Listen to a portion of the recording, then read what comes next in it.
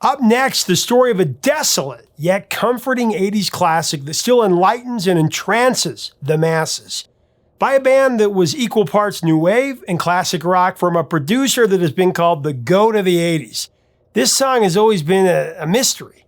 Well, we unlock that mystery next on Professor of Rock, brought to you by Zenni Eyewear. Hey music junkies, Professor of Rock, always here to celebrate the greatest artists and the greatest songs of all time. If you love music, subscribe below for daily features just like this one. Now here at Professor of Rock, we refer to music as our oxygen.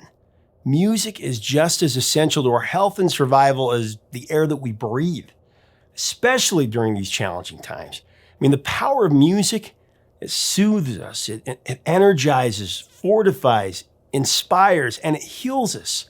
One of the most magical aspects of even the simplest of songs is that there are no rules of interpretation or purpose. The same song conveys different messages to different people. I mean, a song means whatever you want it to mean, and it's intended to resonate with the listener from a deeply personal perspective. It's a utility that the author of the song both encourages and relishes. I can't tell you how many artists have told me that the second the song that they've created is released, it no longer belongs to them. They say it belongs to you. It belongs to me.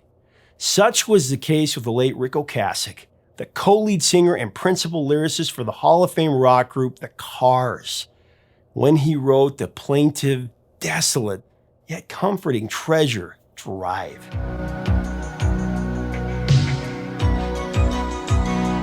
Since its release as the third single from the album Heartbeat City in 1984, the meaning of Drive has been the subject of conjecture, adding to the song's enduring intrigue. Now, as I talk about this song, I want to be clear. I know that Benjamin Orr sings lead on this song, but Ric Ocasek wrote it, so the narrator is really both of them.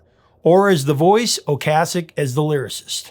When you explore the lyric of Drive, it's easy to understand how one can feel that they've figured out what Ocasek was trying to share. I mean, consider the opening line of the first verse. Who's gonna tell you when it's too late? Who's gonna tell you when it's too late? Or the first line in the second verse, who's gonna pick you up?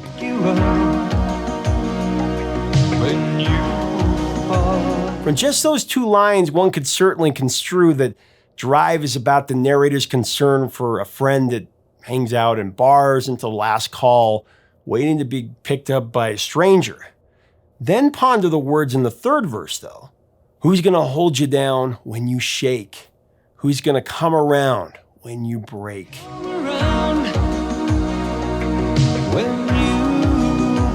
That lyric can be interpreted to mean that the narrator is worried about someone that he cares about that is in denial about their problem with an addiction. How about the last two lines in verse 2, though? Who's going to pay attention to your dreams? Who's going to plug their ears when you scream?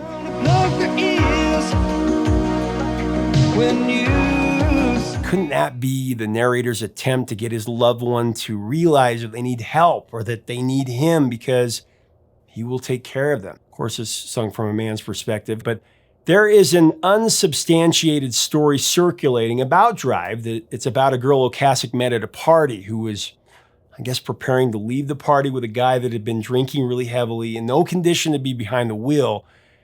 And Ric insisted that she let him drive her home so that she arrived safely. Who's gonna drive you home? The tale has a tragic ending when the drunk driver predictably crashes the car he was driving, and the girl Ric tried to protect ended up paralyzed.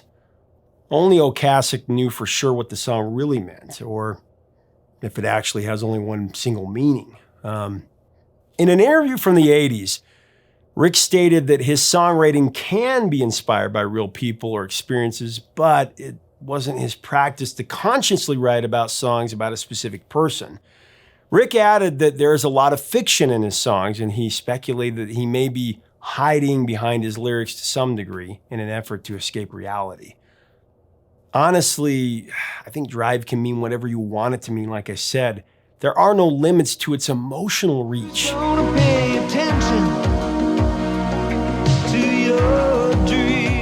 song has such profound poignancy.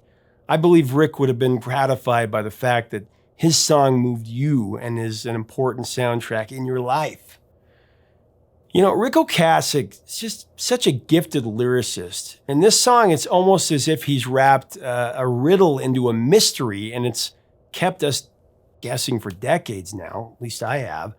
The meaning to me, though, has changed over the years. I mean, personally, this song means deep and excruciating loss of loved ones and long past ideals I held up.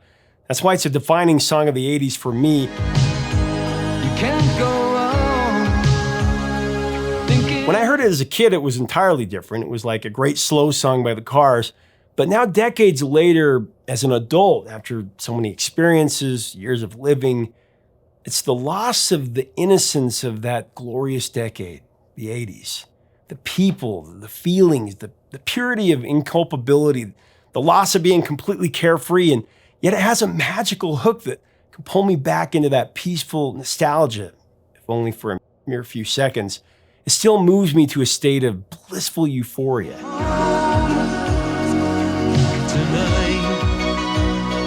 So in essence, when I say it's a riddle wrapped in a mystery, it's a glimpse of complete enchantment of yesteryear that's oh so brief.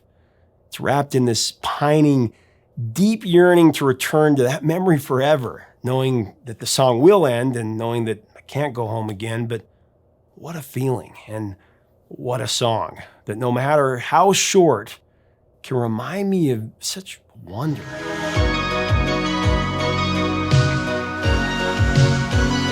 Drive was sung by the Cars' other co-lead singer and bassist Benjamin Orr, who sadly passed away in the fall of 2000. He was only 53 years old. Ben was a rock and roll soldier. He's fighting to the very end, continued to perform concerts even after he was diagnosed with terminal pancreatic cancer. Ben played his last concert in Anchorage, Alaska, only a week before he died at his home in Atlanta. Orr and Ocasek alternated, of course, lead vocal duty on every album by the Cars. Sometimes a decision on who would sing lead on a track was made during band rehearsals.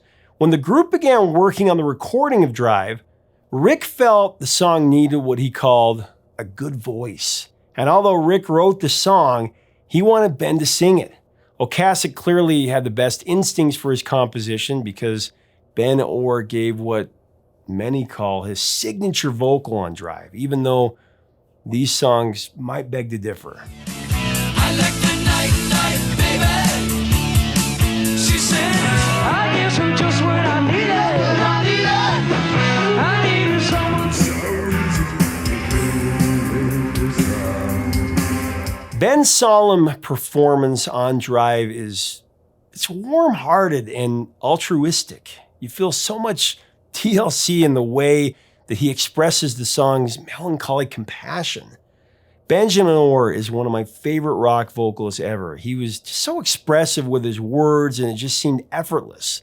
Like it was the most natural thing in the world for Benjamin Orr to sing straight to your soul. Who's gonna drive you home tonight? The words he's saying could just peel layers off of your hard exterior and get to the heart of the matter. He was uniquely gifted in this way, and we sorely miss his empathetic depth of sonic resonance, especially poignant in this song.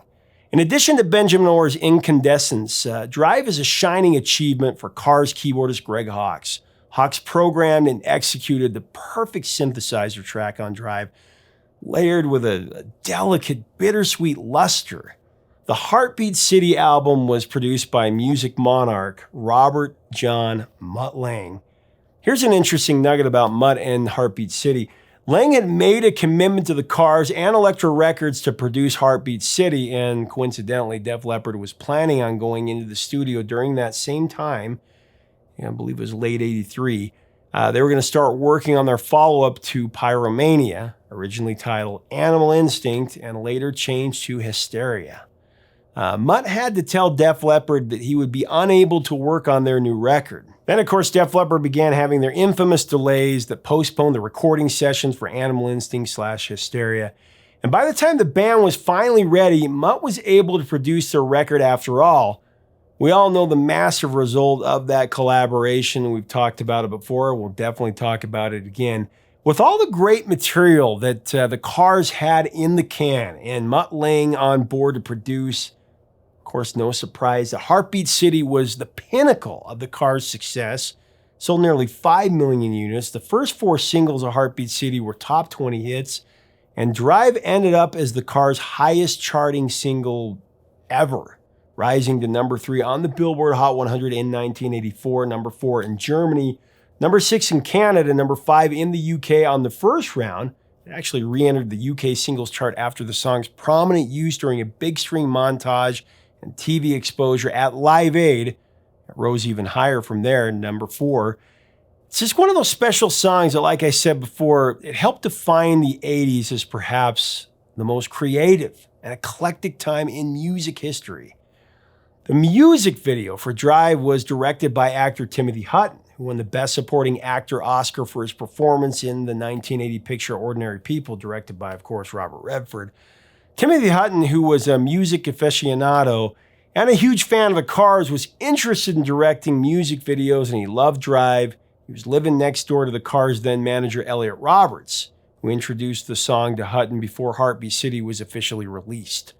Hutton submitted an idea for the video treatment that Roberts and Ocasek liked, so they gave Hutton the nod to direct. The video featured 18-year-old Paulina Porizkova, one of the most sought-after international models of the 80s.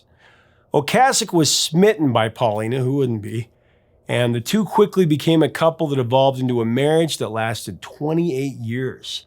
The music video gives even more depth to the mystery of the song, in my opinion, with Paulina going through just about every emotion possible at that one point, giving off a feeling of almost like drifting off into complete madness. It's one of the most beautiful videos of the era, in my opinion, and if you look closely, you can see where some movies that followed that had some impact took a bit of inspiration.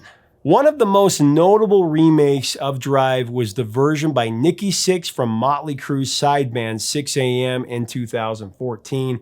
The lead vocal delivered beautifully by 6am frontman James Michael. It's hardcore, but it's beautiful. It really is.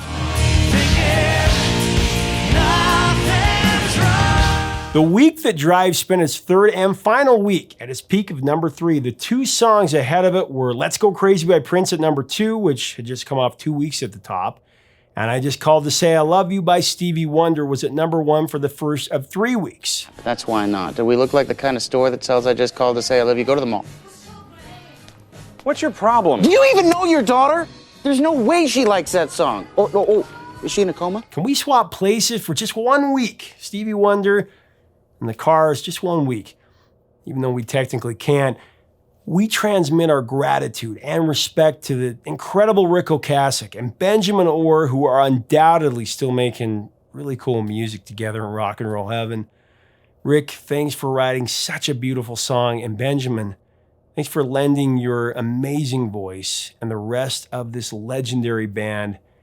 You've made this composition an everlasting classic that is number 1 in our hearts, a song that never fails to take us home for 3 minutes and 54 seconds every time we listen. Who's gonna drive you home tonight? Leave us a comment about the Cars and this classic.